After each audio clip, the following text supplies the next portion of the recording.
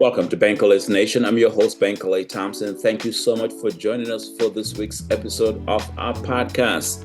Coming up, we're looking at what is missing. What is missing in the 2025 Detroit mayor's race between Mary Sheffield, the president of the Detroit City Council, and Solomon Kinloch, the senior pastor of Triumph Church. There's something missing in the 2025 Detroit mayor's race. We're going to be talking about it right after this break.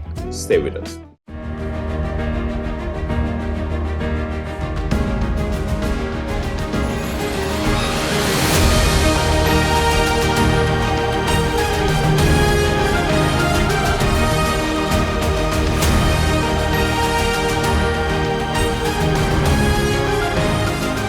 Thank you so much for joining us on this week's episode of our podcast, Bankole Nation. I want to begin by thanking all of you who subscribe to this podcast, whether you subscribe on YouTube, on Apple, Amazon Music, Spotify, iHeart, you name it, wherever you get your podcast. Thank you. Thank you so much for subscribing because you believe that we give you information that is rare, the kind of perspective that isn't available nowadays, but of course, a perspective that cuts through the noise. And thank you for trusting us with delivering the kind of information that you won't get anywhere else, for the most part, especially in this 24-hour media echo chamber. And I do appreciate it. I get great feedback from all of you, even including those who disagree with me. The fact that you're paying attention, you're watching, you're listening, that tells me that you're interested in the subject matter and in the issues that we discuss here on this platform.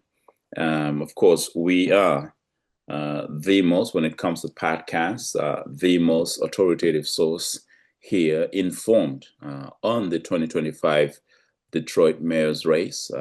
A race between Mary Sheffield, the president of the Detroit City Council, and Solomon Kinloch, the senior pastor of Triumph Church. Of course, we're headed to the general election. We're already in September now, and things are cranking up as it relates to the race. And I want to be clear about a couple of things, and that elections are not won through endorsements. They are won in the streets. They are won by winning the hearts and minds of people, the hearts and minds of voters, the hearts and minds of masses of people who come out to show their support and to make it clear which candidate they're supporting. And so I indicated on this platform a couple of days ago that I'm not one who subscribes to big endorsements. They look good, sound good, but at the end of the day, you have to go out to the people to get to the people. And you have to be able to win the hearts and minds of the people and convince them that, in fact, you're the one who can bring relief to their pain. You're the one who can bring relief and end to their suffering. And you're the one who can address the questions around economic and social subjugation. And I don't think that's up for debate. And so this election, the 2025 Detroit mayor's race, will be won in the streets, not through heavy, massive endorsements. The other thing I want to talk about, a couple of things, though. I'm looking at some of my notes here, and that is that too many people are struggling in Detroit. Too many people are struggling around the country. Economic injustice is real. Income inequality is real. These are not fallacies, if you will. These are real issues that are impacting a lot of people. And that's why there was a point, and I advocated for this. I wrote this in my Detroit News columns about, a basic income, if you will, for Detroiters, because that has been a pilot project that has been sampled in places like Denver, in places like in other places around the country. This question in Compton, this question of a basic, universal, basic income, which Dr. King actually talked about. Actually, I have his book, Where Do We Go From Here? It's in my bag. But anyway, Dr. King talked about a basic, universal, basic income to address the issue of poverty and economic injustice. And that's something that's called outside the box thinking, right? because sometimes we try different solutions, different panacea, and it doesn't address the issue. So, and to this day, we have very few politicians around the nation who are willing to test Martin Luther King, one of his cues, and that is the embrace of a universal basic income. And that's something that I think Detroit needs. And Detroit could run pilot projects, pilot programs on that. And you have to understand, Mayor Mike Duggan's administration was not an anti-poverty administration, in my opinion. There are many times that we've asked, I have asked, conducted town halls, and I remember when I hosted a mayoral town hall on poverty when Mayor Duggan was running against then State Senator or former State Senator Coleman Young. Duggan did not even attend the town hall on poverty. And I remember there were preachers in this town. Preachers in this town. You wouldn't believe this. I believe that some of these preachers would have denied Martin Luther King Jr., would have rejected Dr. King. There were preachers in this town who said, one went on Facebook and said, Mayor Duggan doesn't need to come to a poverty town hall. My point here is that Mayor Duggan had so many bootlickers in the preaching community. It's unreal. Mayor Mike Duggan got so many bootlickers in the preaching community. It's unreal. A pastor, a preacher, went on Facebook to respond to me to say, Mike Duggan don't need to come to no poverty town hall. I guess the scripture says the poor shall always be with us. That's how this preacher interpreted it. And of course, what an anathema to the entire mission, to the entire crusade of Martin Luther King Jr., one of the greatest, one of the 20th century's greatest anti-poverty champions. And that's why Dr. King appointed my friend, my good friend, and mentor, Reverend Dr. Bernard Lafayette Jr., as the anti-poverties of the civil rights movement.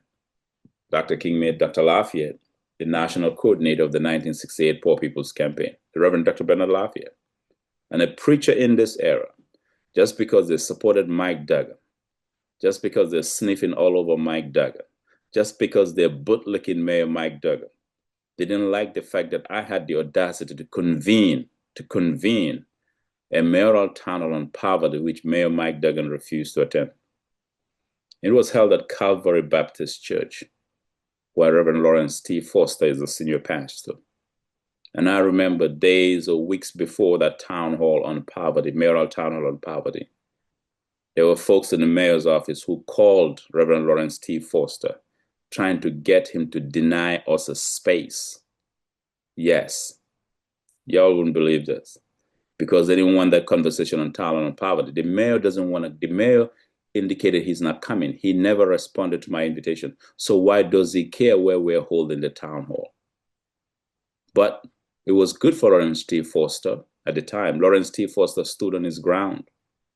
He stood on his ground and he shared with me the folk that called. And there were other preachers who called Reverend Lawrence T. Foster trying to convince him not to allow the mayoral town hall on poverty to be held at Calvary Baptist Church, the same church where Joe Lewis went.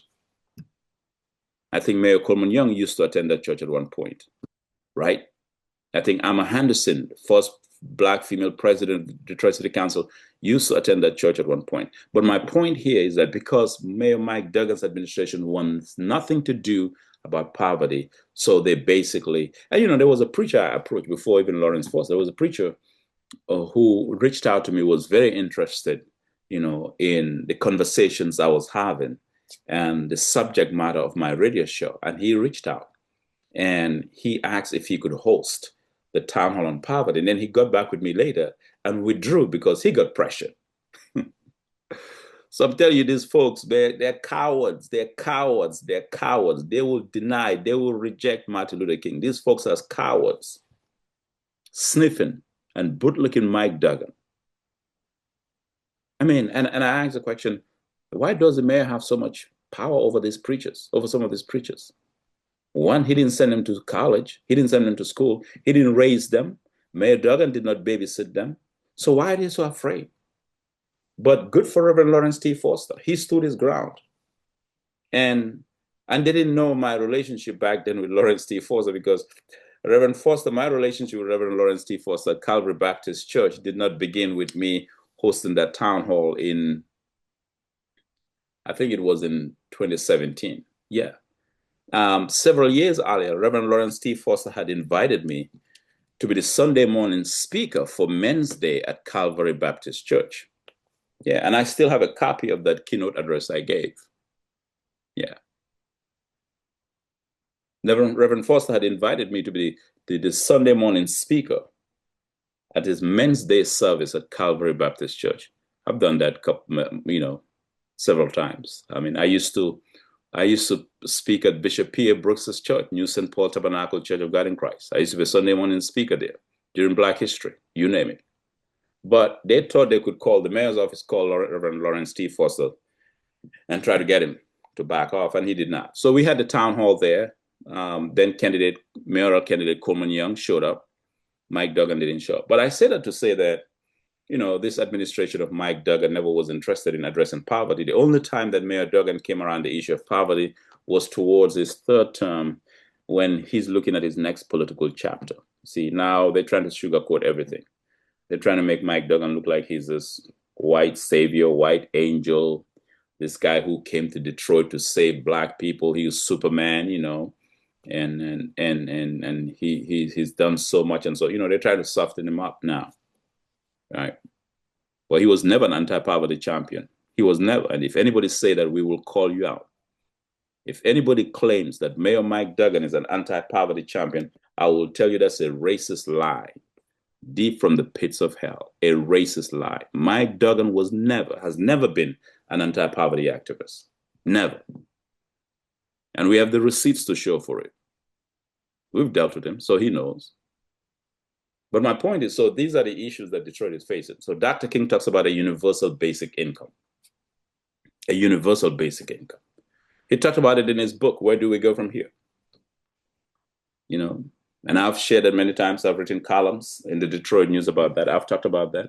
I've lectured on that. In fact, in 2022, when I spoke at Dillard University in New Orleans, when I gave a lecture during the anniversary death of Dr. King, I remember my lecture was on race, income inequality, and poverty, a question of leadership.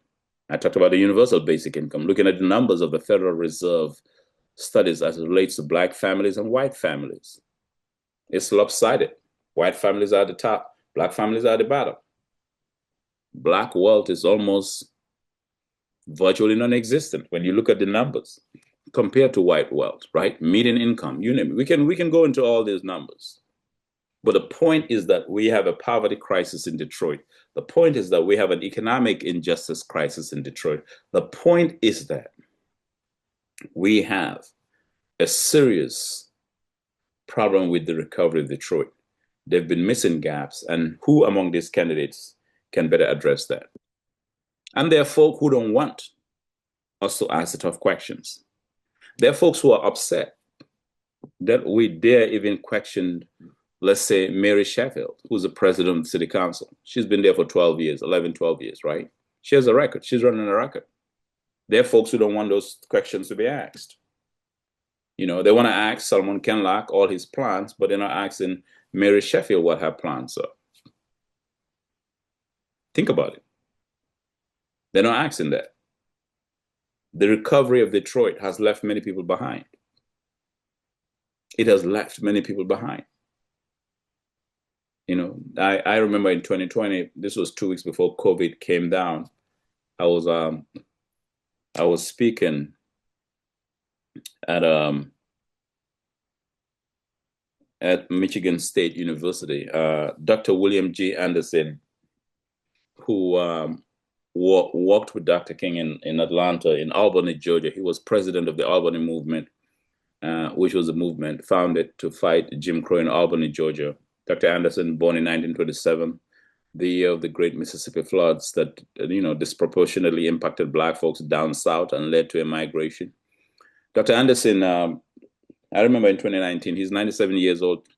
97 years old now. In fact, my column in this week's edition of the Detroit News and Thursday's paper is a tribute to him. He's 97 years old. He called me in 2019 and said he follows my work, is a big fan of my work, and would love for me to be the keynote speaker for the 20th edition of the Slavery to Freedom, an American Odyssey lecture series at Michigan State University, which he founded as a civil rights leader and activist. He was the first president of the American Osteopathic Association, an accomplished surgeon. But anyway, to cut a long story short, I'll tell you where I'm going with this. I like to share anecdotes to connect the dots here. And when he called me in 2019 and said he follows my work and will be honored if I would be the 20th speaker for the Slavery to Freedom, an American Odyssey lecture series at Michigan State University, of course, it was an honor. I read about Dr. Anderson, know about his work and so forth. So I accepted. I went to MSU the following year in February and to give the lecture. And in that lecture, I talked about economic inequality in Detroit. I talked about how Detroit is coming back, but it's not coming back for majority Black folk.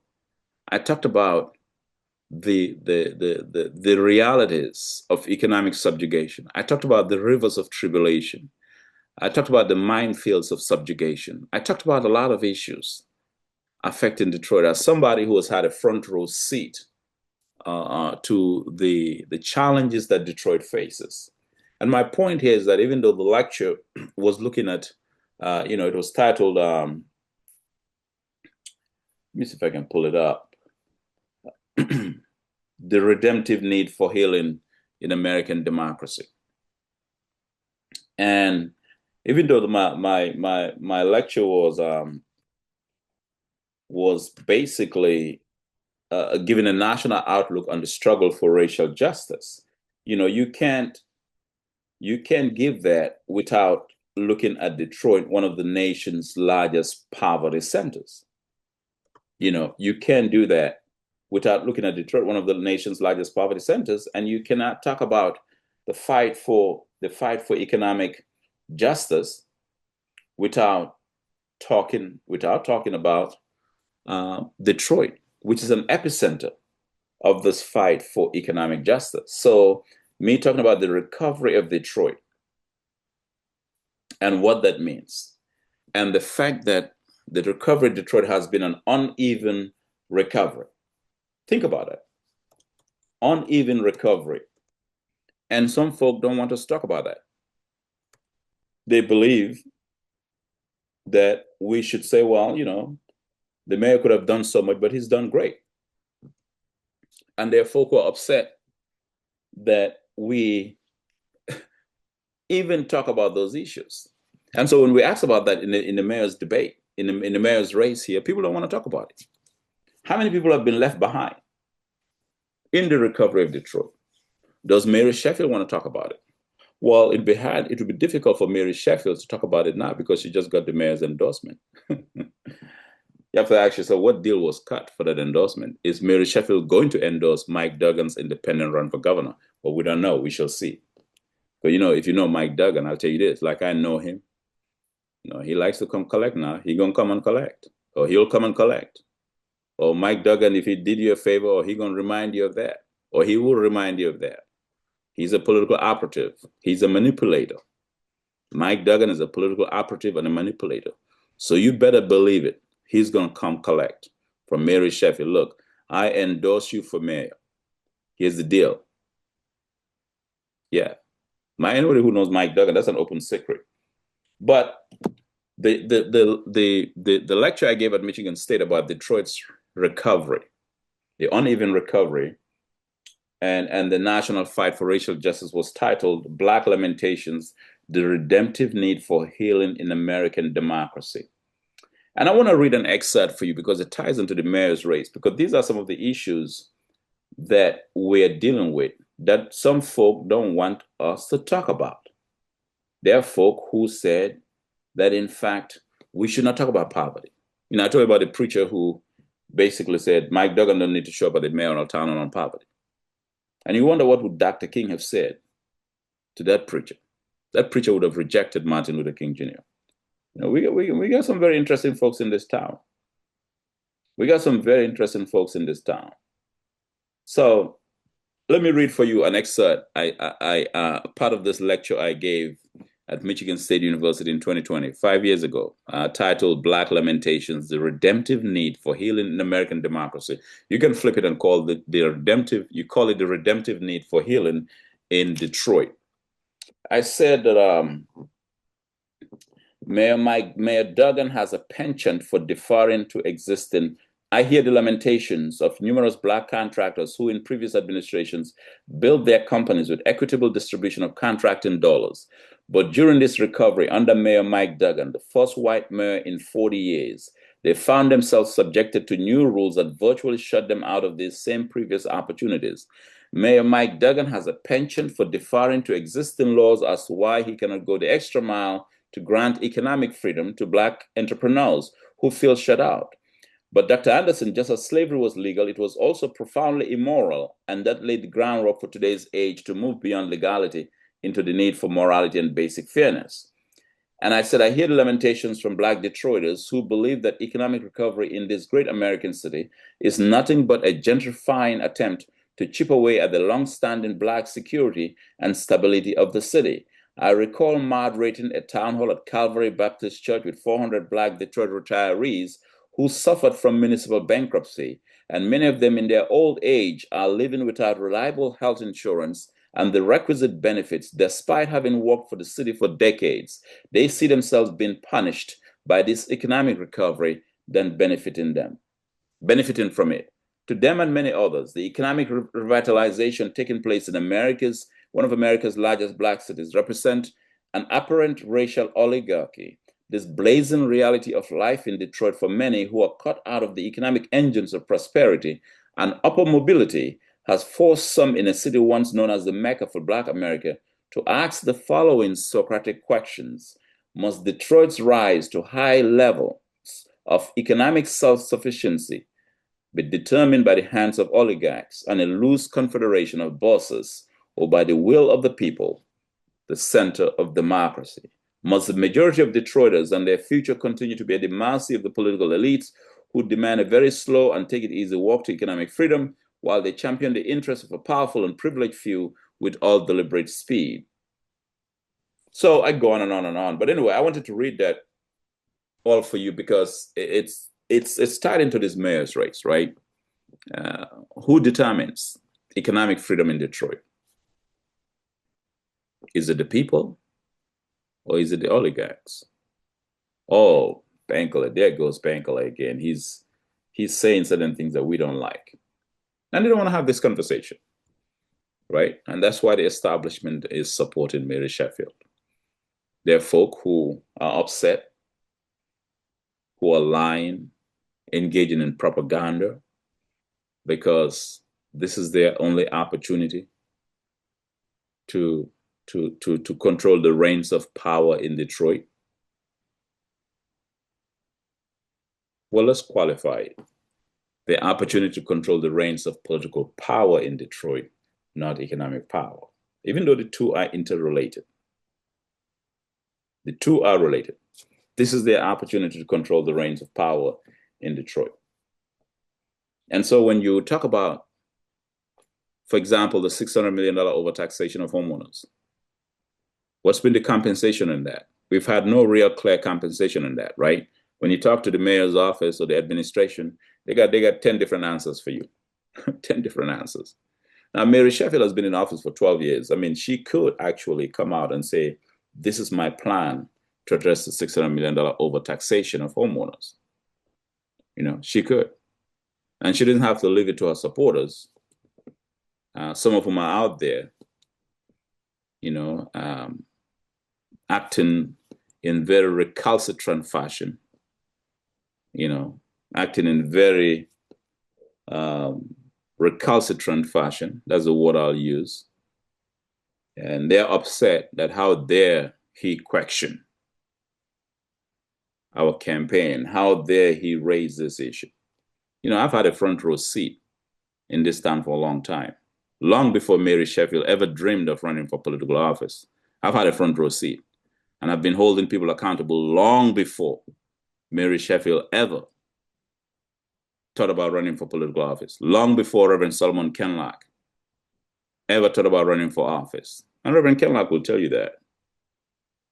He said, Doc, you've been around for a long time. So nothing surprises me with the political games that have been played. Nothing surprises me. And I know, and the thing about it, I know the shades of characters. I know some of these characters very well. Some of them are just low down dirty. Low down dirty, no good. How about that? Just low, everybody knows it's not open, it's not a secret, it's an open secret. Everybody knows some of these characters. Just low down and dirty. So and the good thing is that when you talk about some of these folks, you know them, right? You know what their capacity is, you know what they would do, you know the fact that they don't want the right information out there. They get upset that we're willing to raise important and Socratic questions, right? Somebody knows what I'm talking about. And that's why platforms like this are very important. And that's why it's very important for you to subscribe. It's very important for you to share this podcast with your family members, with your friends. I signed a book for a sister who told me her 85-year-old mother. She said, my mother loves you. She said, my 85-year-old mother listens to you. I said, please let her know I'm on podcast now. I said, does she have a laptop? Does she have a computer? She said, yeah. I said, please, I signed a copy of my book, my latest book, Fiery Conscience, which is my fifth book, right? My fifth book. I signed a copy of this book for this sister's 85-year-old mother. I told her that, people like us stand on her soldiers, right?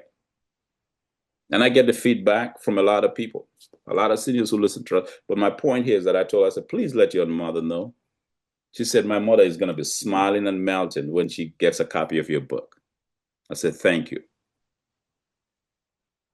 Because people believe that they trust the information that they get out of here. Because they know we're not driven by agenda, right? We're not driven by agenda. Folks who are driven by an agenda, folks who are driven by a shakedown industry are the ones who are upset about what we're putting out here. They know themselves.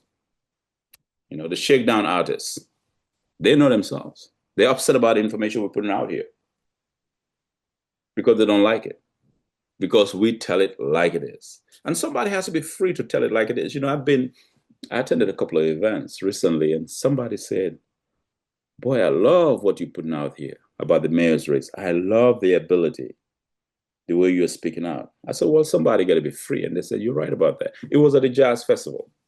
I was an MC at the Detroit International Jazz Festival this past weekend. For the last 4 or 5 years, I've been an MC every year. So they invite me to MC certain performances on some of the stages there. And I enjoy it. But I run into a lot of people who listen, people who have actually tuned into this podcast now, who said, boy, we love, and it was the late Joanne Watson, civil rights activist, leader, member of the Detroit City Council, who told me, I remember it was an MLK event that Reverend Jesse Jackson hosted. And we were backstage in a room. And as soon as I walked into the room, Reverend Watson, as soon as she saw me walking in, she said, there goes a free stand-up black man. That's what she said, free stand-up black man. She said, keep telling it, keep speaking for our people. That's what Joanne Watson said. So I'm not worried about some of these shakedown artists, low down, no good Negroes out here who are trying to poison your mind and who are engaging in propaganda with lies because they don't want the truth. These same people would have sold Martin Luther King. These same people would have betrayed Dr. King because they don't want the truth. They do not want the truth. They don't want the truth to be told. Yes, they would have betrayed Dr. King. For 30 pieces of silver, they would have betrayed Dr. King. Everybody now is Dr. King's friend. Everybody claims Dr. King, but they would have betrayed King because they don't have the courage that King has. Just dangle pennies in front of them and they'll flip. Dangle 10 cents in front of them and they'll flip. Some of you all know what I'm talking about. Some of you all know what I'm talking about. That's why having being independent minded is so important. And in this mayor's race, we need independent analysis that is devoid of political manipulation, that is devoid of political lies and deceit, that is devoid of propaganda from some of these low down, no good Negroes. Well, I know some of you are like, damn, Bankole going all in this time. Yes, I'm going all in. I need to. I need to. And they're watching, they know exactly I'm talking about them. I need to. We need independent thinking, independent analysis on this mayor's race. We need to know what Solomon Kinloch is bringing to the table and what Mary Sheffield is bringing to the table. You don't get to say, well, we don't get to ask Mary Sheffield this question because she's the establishment candidate, because she's the one who's been anointed. You know, I did an entire treatise on the Council of Baptist Pastors. I told you that endorsement wasn't worth much, but it's not so much about the endorsement of Mary Sheffield by the Baptist Council, but it's the question, the body, the Baptist Council itself, and what that body has not done in recent times. And I gave you the history. Because sometimes I think it's important for us to go down history, memory lane, to look at what has not been done. You know, a people without a history is a lost generation. We have to go down memory lane. So when folks show up now, talking, running their mouth, yep, say, hold on, brother, hold on. There's context here. Let's go through history. Let's look at what this organization has done recently and what it used to do. Let's do what we call in literature a comparative analysis. Think about it. And folks don't want that. So that's why the Baptist Council's, the Third Council of Baptist Pastors endorsement of Mary Sheffield did not surprise me. And I felt there was a need for me to unravel that body, that religious body, and tell you what it has not done and what it could do, the potential for good, the potential for public good, the potential for political and economic impact. You know, and I come from a school of thought that believes that, look, if you're not anybody, and I think it's biblical. Anyone who puts his hand on the plow and looks back is unfit for the labor. Right? If you're not ready for the gig, just get out of it. If you're not ready to do the work, then don't get out of the way. Let others who are committed do it.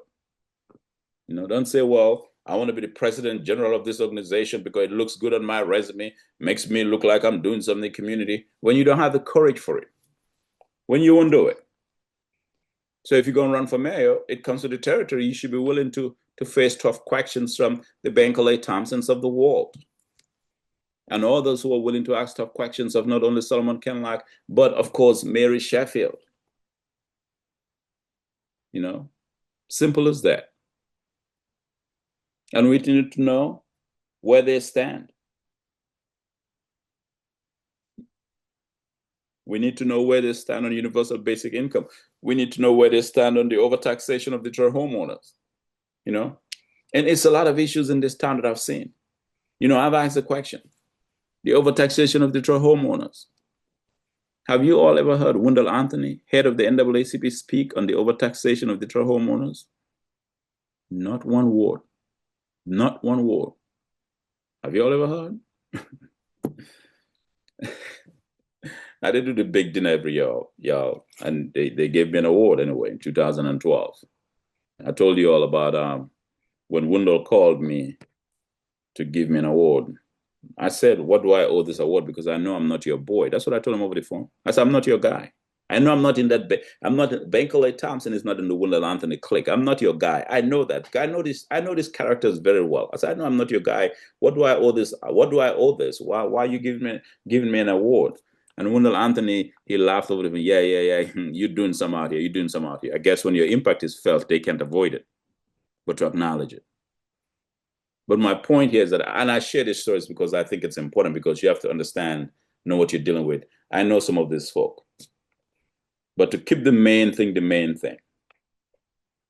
propaganda and lies would do Detroiters no good in this mayor's race. What we need is for the candidates, Mary Sheffield and Kinloch, to cut to the chase and to address the issue of economic inequality that's reflected in many ways. The Detroit Land Bank Authority, I just moderated a town hall.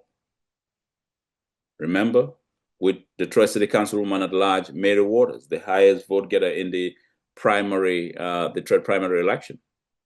And I saw in that town hall, folks stood up almost in tears, upset what they're going through with the Detroit Land Bank Authority.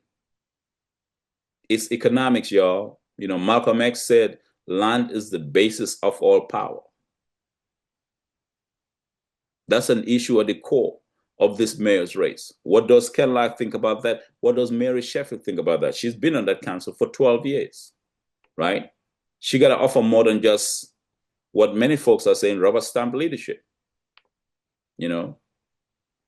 Or does she believe that Mike Duggan has done so great, that he's so wonderful and so mighty and so powerful that, you know, he's the best thing that could since sliced bread? I know she was excited getting Duggan's endorsement because that allows her to raise money. You know, I know that. But beyond, you know, that public embrace, what is the plan here? There are many people who are struggling. There are many people who are suffering. And the question is still being asked. The city is coming back. Who is it coming back for? That question hasn't gone away. I don't care how much they don't want us to talk about it. They don't want you to talk about it. That question hasn't gone away. Who is it coming back for? Is it coming back for those with deep pockets? Or is it coming back for those who, in fact, are the victims of economic inequality? So the next couple of weeks are going to be very interesting. And you need to pay attention to both Mary Sheffield and Solomon Kinloch, both campaigns. They're going to be cranking it up over the next couple of weeks as we head into October.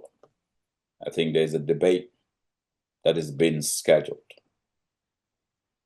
But right now, you know where the establishment is. They're all in the tank for Mary Sheffield. You know, there's deep fear among the establishment of Reverend Solomon Kinloch. I know that. I've seen it. That's why the attacks have been relentless on Pastor Kinloch and anybody affiliated with him, relative-wise. The attack have been relentless because the establishment don't want him.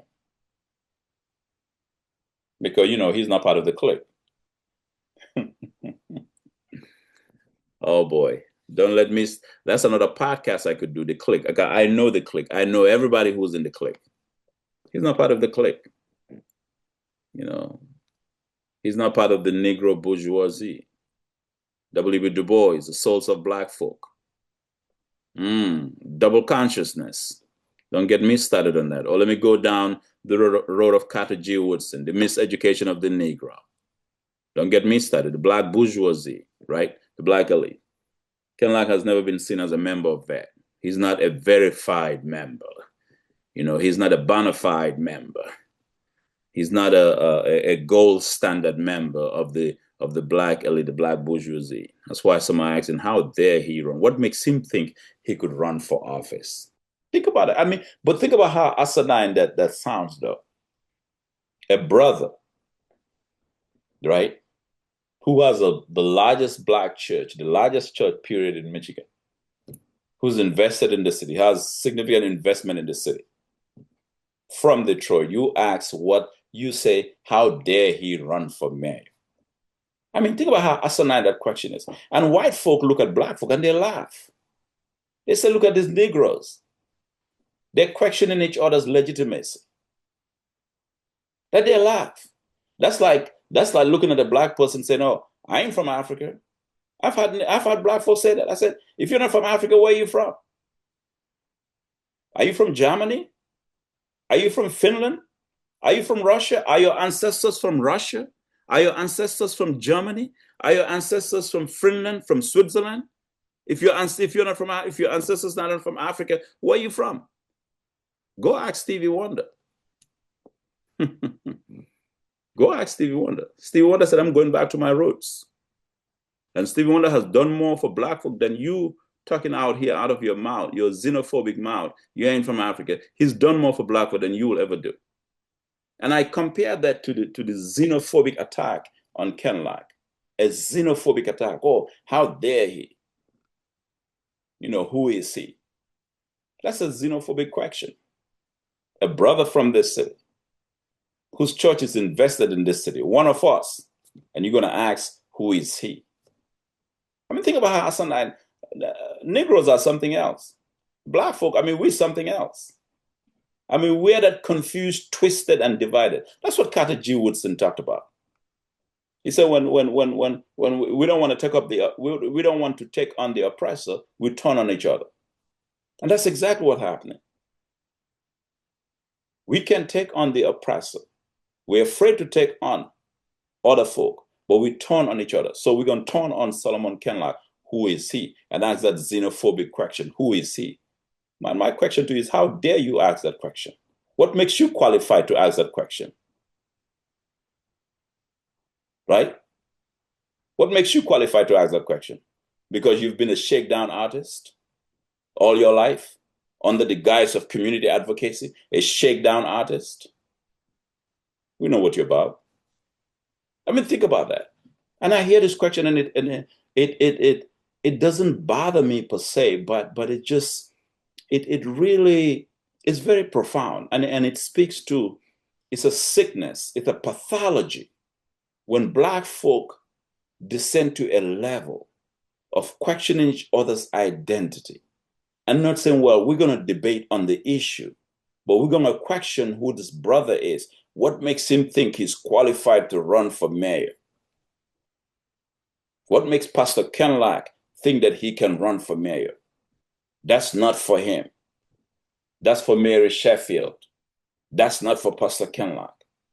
I mean, think about that. That's a pathology.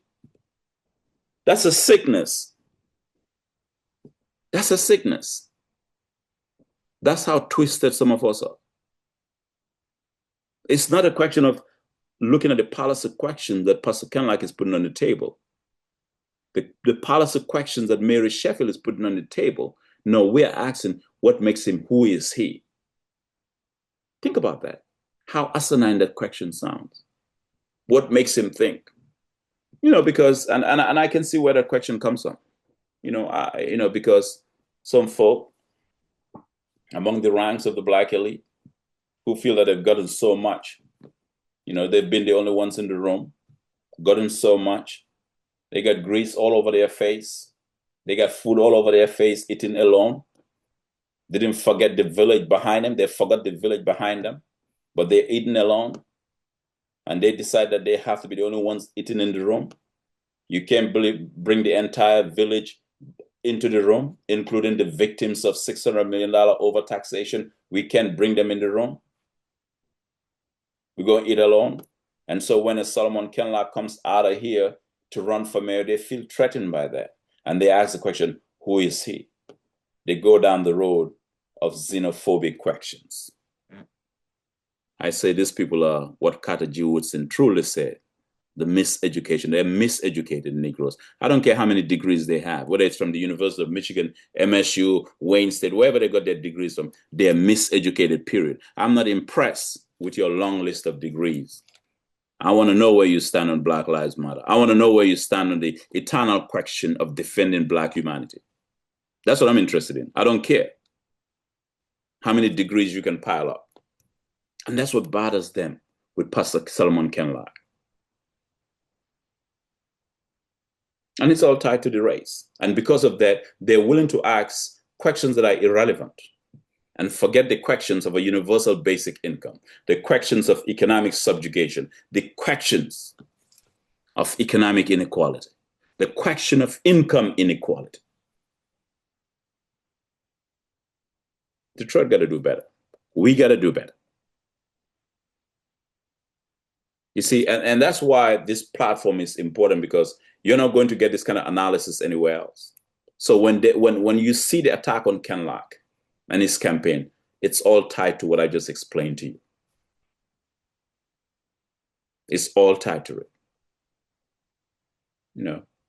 because the opposition and those who want to flood this campaign with subterfuge, as opposed to real issues of a universal basic income, real issues of addressing economic inequality, real issues of addressing the troubles of the Detroit Land Bank Authority. The people who don't want that, they want to flood the zone with subterfuge and attack Pastor Kinloch's campaign with stuff that is irrelevant to his policy positions on issues affecting the city of Detroit. What is Detroit going to look like 10 years from now? I'll tell you what it's going to look like 10 years from now. Dan Gilbert will be fine. Dan Gilbert, the billionaire investor, will be fine. I'll tell you what it will look like 10 years from now. Chris Illich, the billionaire, will be fine. I'll tell you what it will look like 10 years from now. The major CEOs in this town, they'll be fine. But the question is, will Detroiters be fine 10 years from now? And they don't want you to answer that question. They don't want that question asked of the candidates. And so what they're doing is flooding the zone with subterfuge, propaganda, and irrelevant stuff on Pastor Kinloch's campaign. Yeah, to get you confused, to make it look as if he's so unworthy to run for mayor, when we should be having a real talk, real dialogue about the issues that both Sheffield and Kinloch are talking about. But they want to make it look as if Kinloch is so unworthy of running. We know the game plan. You see, I've been at this for a long time. You know, I said I could write a trilogy on Detroit. I've written 5 books. This is my fifth book. Right? So I've been at this game. For a long time. I know how the game is played in the media. I know how the game is played in the establishment. I know these characters in the establishment. I've dealt with them. I know what they're capable of doing. I know what they're not capable of doing. So nothing surprises Bankole Thompson in this 2025 mayor's race. But on this platform, we're going to keep the main thing, and we're going to keep asking Socratic questions. We're going to keep asking questions related to policy. We're going to keep telling you what you need to pay attention to, because you're not going to get this perspective anywhere else. Believe me, because they don't want you to. They don't want you to. They want you to be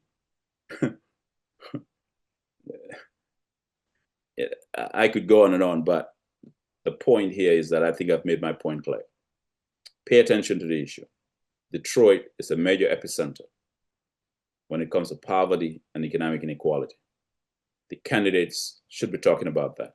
We need to hear what Mary Sheffield's anti-poverty plan is, not rubber stamp leadership, not dangling Mike Duggan's endorsement. We need to hear what Pastor Kinloch's anti-poverty plan is. That's what you should be demanding of the candidates, not asking why does Kinloch think he could be mayor? An asinine, stupid question that comes out of the deep vessels of xenophobia, internalized self-hatred. Yeah. Again, we got to do a better job. Thank you so much for listening to this week's episode of Bankole's Nation. We'll be back with more.